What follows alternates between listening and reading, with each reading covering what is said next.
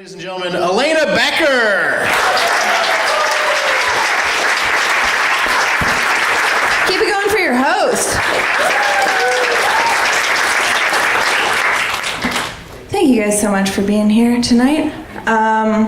Celebrating my Portland anniversary. I've lived here now for 2 years. That was very polite. Usually people are just like, fuck you! I think Portland's a pretty fine place for the most part. I do have one major problem though. I really hate it when people say, Portland's so weird. Keep Portland weird. Because like Portland's weird, like a 14-year-old girl is like so random. Just not at all. My first job when I moved to Portland, I worked for a nonprofit because I'm a really good person. And on my first day of the job, this guy came up to me asking for directions in the building. He was a client. And I looked up at him and I saw that his ear was falling off. And I was like, oh my God, sir, are you okay? And he was like, why? Do you think I need to go to the hospital? And I was like, sir, you need to Van Gogh to the hospital.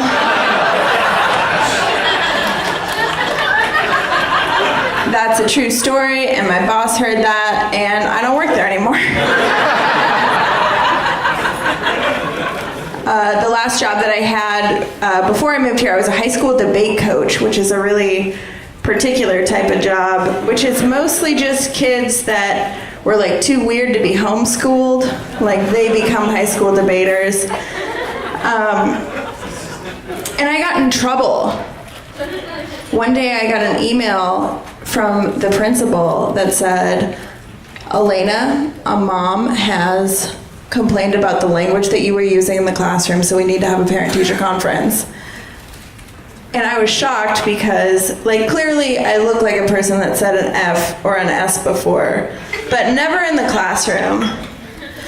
So when the day came and we all met, it became very clear to me that it was a mother, not a mom. And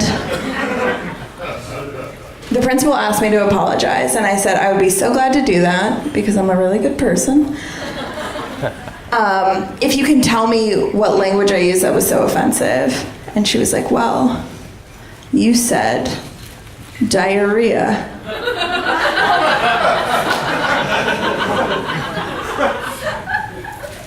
And it became so clear in that moment that the principal had not asked what language I'd used, and he's stabbing himself in the thigh with a thumbtack, just trying to keep a straight face.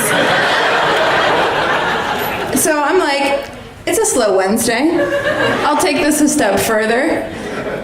So I ask her, well, what do you call it at home? And she said, oh, we just call it the Juicy Twos.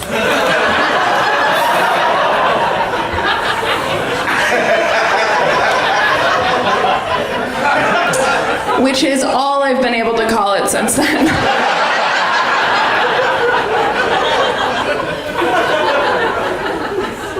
A lot of pretty great things have happened to me since I moved to Portland. I quit drinking, for one.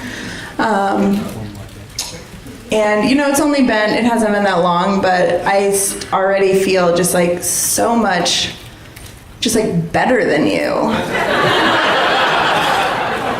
Which is great. I'm the type of person that like had to quit drinking. I'm a really anxious person, and alcohol is just kind of like lighter fluid to anxiety if you've ever had a drink. But who here has experienced anxiety? That's about, yeah. See, we're all here. For those of you that don't know, having anxiety is a lot like having your 8th grade PE teacher, Mrs. Bushinsky, in your head on repeat. Just like, you done fucked up, Becker.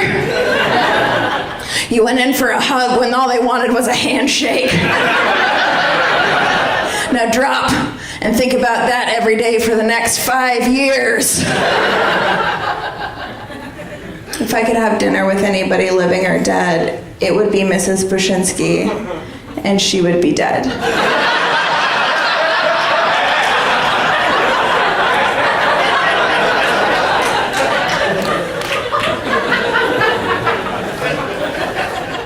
I don't know if I have anxiety anymore, if it's just the world that we live in.